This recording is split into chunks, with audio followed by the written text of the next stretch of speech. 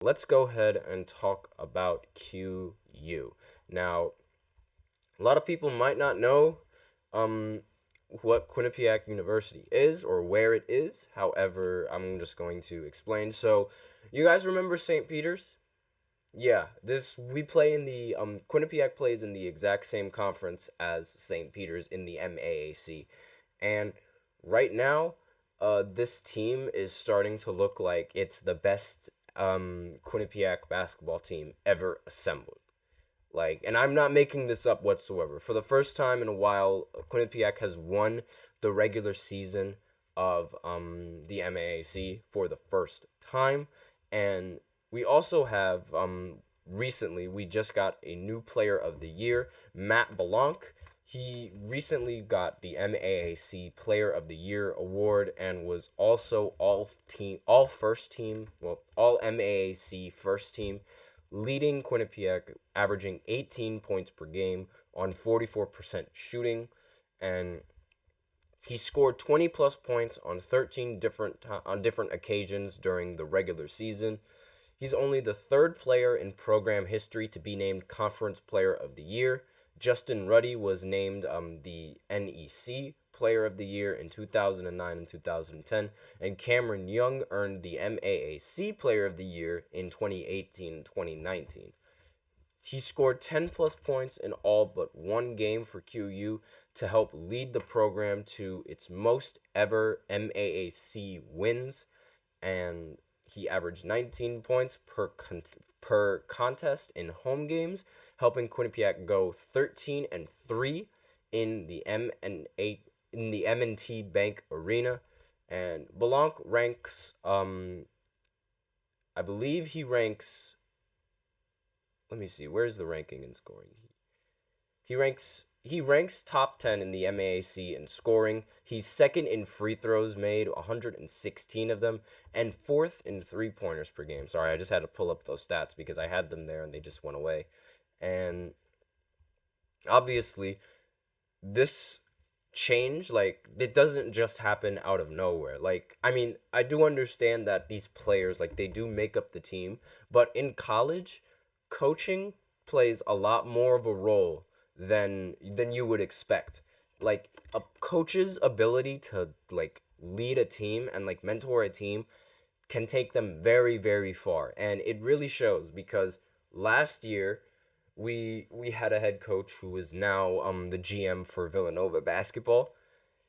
I don't want to disrespect him whatsoever, but it's like he was not that good of a coach. I watching him coach and watching some of the decisions that he made and watching what he did and didn't do was not a big fan of him last year whatsoever. And last year we were ranked Quinnipiac was ranked 3rd in the MAAC. And when we went to Atlantic City last year, we ended up losing to a 6 seed and we got blown out. We lost to Marist, and Marist ended up blowing us out by so many points. Like, it was almost a 30-point game at halftime. And with that in mind, like, with that terrible loss coming in from the coach decided to leave and go back to Villanova, and now we recently got a new coach, and lo and behold, now Quinnipiac is the number one team in the entire MAAC. Not only that, Coach Tom Pecora, that is our new head coach, he ended up winning Coach of the Year for the MAAC. He led the Bobcats to a 23-8 record during his first season at the helm and guiding QU to its first ever regular season title. The first time in the entire history of the franchise we end up getting a regular season title. I don't know what it is, but ever since I dropped at the I arrived at the school, all sorts of sports teams have been winning every single time, and they've been doing all sorts of things. Like, for example, the volleyball team was winning. They won for the first time. The soccer team was winning for the first time. And now we have our basketball team finally doing something in terms of winning. I mean, they were winning last year in the regular season, but it was like it was a little meh in my personal opinion. Like, we could have definitely done better, and it really shows because this new coach has taken this team to brand new heights, and something that I was not expecting this outcome whatsoever from the basketball team, and I don't think anybody was. And Quinnipiac has won 15 of 20 MAAC games under the guidance of Pecora, went 13-3 at home, and they got the number 1 seed, and now they are supposed to be headed to Atlantic City to go and compete. Do they have a chance to win it all? Of course they do. They're most likely going to be the favorites going into the conference tournament. The one team to look out for is Fairfield. Quinnipiac ended up splitting the season series with Fairfield. Quinnipiac won the game in Fairfield, but Fairfield won the game at Quinnipiac. So, with that in mind, there's a lot of bad blood between both of these teams. I saw the environment, like, we're all trying to compete for that big title, and hopefully, Quinnipiac can end up coming out on top and representing the MAAC in the tournament. And it's really difficult to unless you're Fairfield or Marist and whatnot, for MAAC teams to be in the tournament.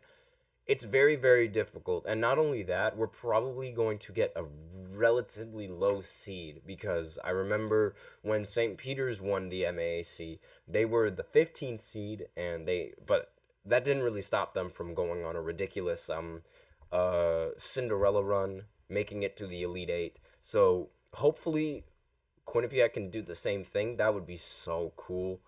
And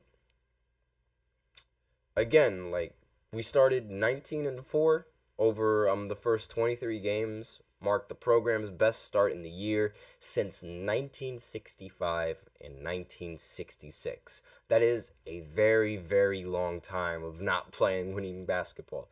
But Quinnipiac also won 10 consecutive games under Pecora's tutelage from January 5th to February 8th, meaning he did not lose an entire month, and that was the third longest active streak in all of Division I basketball. And they finished the month of January with a 7-0 record, the first perfect month in the university's Division I history. Now, obviously, these are a lot of firsts. So, this coach is really good. This team is really good. Oh, we got someone in the chat. Crucial PG, Quinnipiac winning the March Madness tournament. I really, if that does happen, that would be really cool. But I honestly think I think UConn has the best chance of winning it all. I mean, simply, like, they have the great roster, they have the great coach, they already have the experience that they need as well. So I really don't think that they're going to be pressured as much. Crucial PG thinks Houston will end up winning it. That's also another good pick, but we all know how the NCAA tournament works. It's like the best teams that you think are going to end up winning, they're going to be the ones that lose in, like, the second round, or are going to be losing in the first round.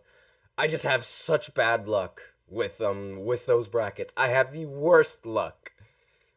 Every single year it happens, and I can't do it anymore. I simply can't. Let's talk about Quinnipiac some more. Savion Lewis is another player on the roster. He just won the All MAAC second team, and he stuffed the stat sheet with 8 points per game, 7 rebounds, and 7 assists, and 3 rebounds per game. And he finished the regular season with the most total assists of any player in the country, with 224. Most total assists for anyone in the country. He ended up dishing out 5+ assists in 25 of 31 regular season matchups. Even with all of this, like, I hope that this team ends up going far and ends up winning and ends up making everybody proud. But even with all of this, some of the losses that they've had this season, they are very, very, very concerning, because it seems, I don't know what it is, but it seems that with this team, the shot creating and, like, the shot making is very what if.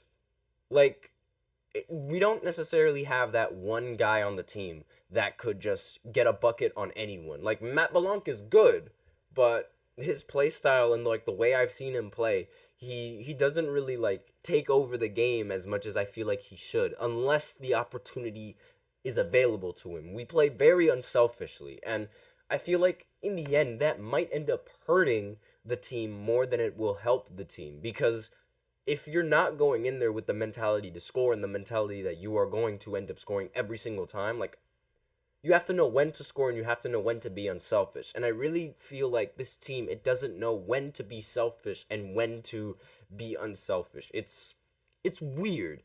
But that's just in the losses that I've seen. That is just in the losses that I've seen, where it seems that like this team, it should be what's it called? Like, this team should be like winning and it should be doing a lot more, but instead they keep playing a little passive by passing to everybody else and trying to see if everyone else can get something going. And that's sort of been the problem that I've had with watching this team. Before I end off this segment, Crucial PG has something else to say. It sucks Villanova is bad this year. That's my team. Yeah, I like Villanova. Mark Armstrong, great guard for Villanova. Obviously, I went to high school with him. He's a great human being, great individual. I really think that you guys should go and watch some of his games. He was on the Team USA under 18 team when he was under 18, so he's really good at ball. He knows how to play, and with that, that has sort of been what I wanted to talk about in this segment. So let's go, Q. We don't play today. We play tomorrow because, again, number 1 seed in the MAAC.